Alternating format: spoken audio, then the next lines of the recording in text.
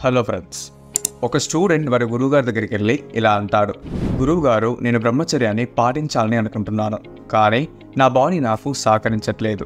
నేను మార్నింగ్ లేచి exercise, yoga and meditation లాంటివి చేయాలని అనుకుంటాను, కానీ చివరికి నేను వీటిల్లో ఒక్కటి కూడా చేయలేకపోతున్నాను.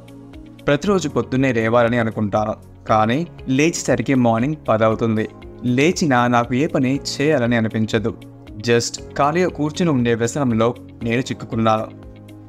ఎవరో నాకు ఒక మూలిక గురించి చెప్పారు, దానివల్ల మీలో బ్రహ్మచర్య శక్తి అనేది పెరుగుతుంది అని. కానీ నేను ఎంత లేజీగా మారిపోయానంటే నేను నా సొంత లాభం కోసం కూడా ఆ ఔషధాన్ని నేను తెచ్చుకోలేకపోతున్నాను. ప్రతిరోజు నేను నా మైండ్లో ఈ విధంగా అనుకుంటూ ఉంటాను, రేపటి నుండి అన్నింటినీ ఫాలో అవ్వడం స్టార్ట్ చేస్తా అని. ఇలా నేను జస్ట్ అనుకుంటూ ఉండడం తప్ప ఆ రేపటి రోజు అనేది ఎప్పటికీ వచ్చేది కాదు.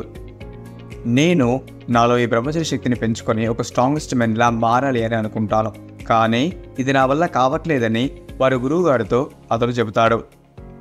ఇది విన్న గురువుగారు ఇలా చెప్పారు, నీ ఒక్కడికే ఇలా జరగడం లేదు.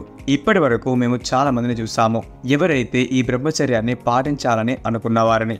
ఇలా చాలామంది ఈ బ్రహ్మచర్యాన్ని పాటించాలని అనుకుంటారు, కానీ దీన్ని పాటించడం వారి వల్ల కాదు.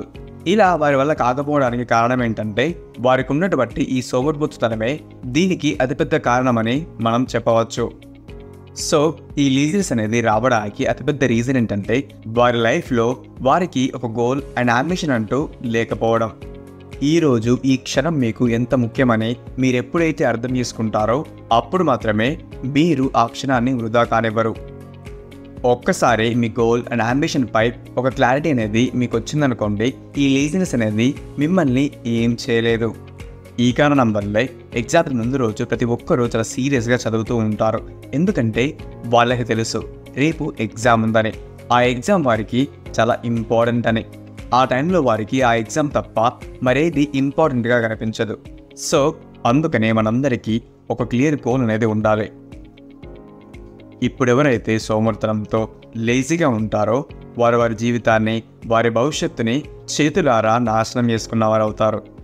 అలాగే ఇక్కడ మనం మరొక విషయాన్ని అర్థం చేసుకోవాలి, మన మనసుకి మనం లేజీగా ఉన్నా కానీ దానికి ఎటువంటి ప్రాబ్లం అనేది ఉండదు.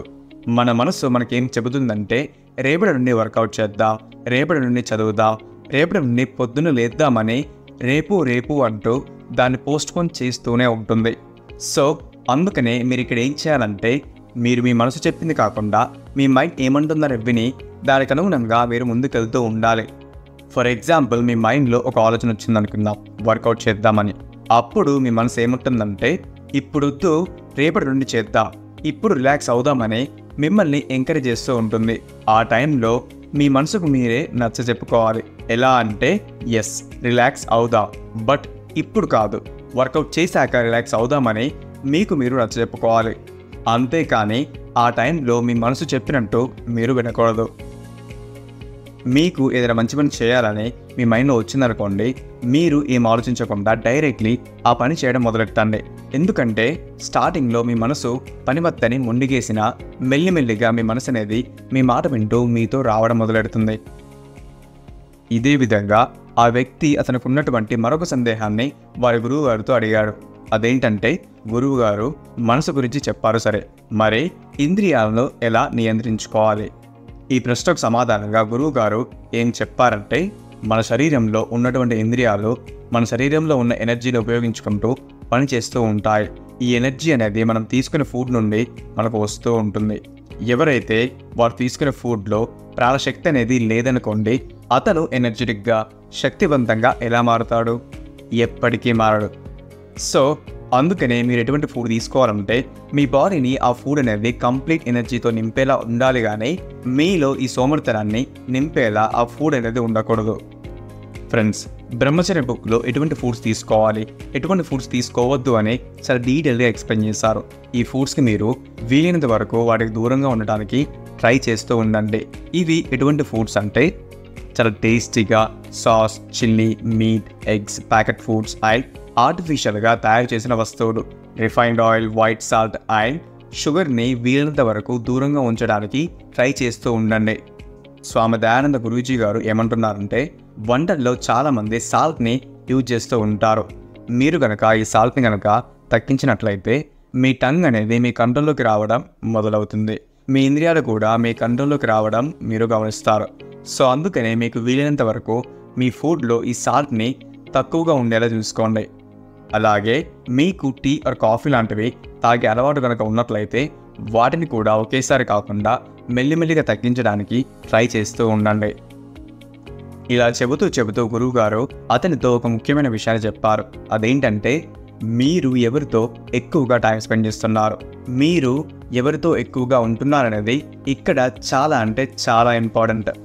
ఎందుకంటే ఒక వ్యక్తి అతని చుట్టూ ఉన్న వ్యక్తుల నుండి అలాగే అతని చుట్టూ ఉన్న ఎన్విరాన్మెంట్ నుండి ఎక్కువగా ఇన్ఫ్లుయెన్స్ అవుతాడు.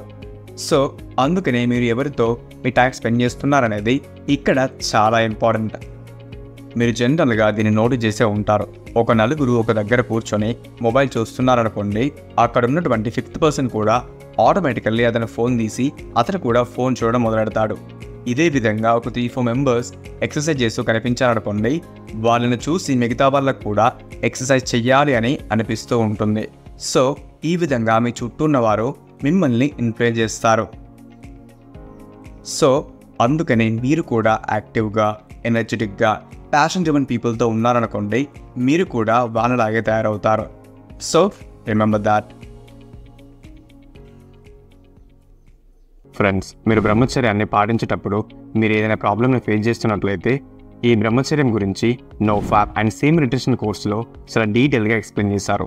ఆ కోర్స్ లింక్ వచ్చేసి కింద డిస్క్రిప్షన్లో ఉంటుంది. ఈ కోర్స్ని ఖచ్చితంగా చూడండి, ఎందుకంటే ఈ బ్రహ్మచర్యం గురించి మీరు చాలా కొత్త విషయాలు ఇందులో నేర్చుకుంటారు. సో ఈ వీడియో ఇక్కడ వరకే అండి. If you like this video don't forget to hit the like button and subscribe to this channel. Next వీడియోలో మళ్ళీ కలుసుకుందాం. అంతవరకు బాయ్.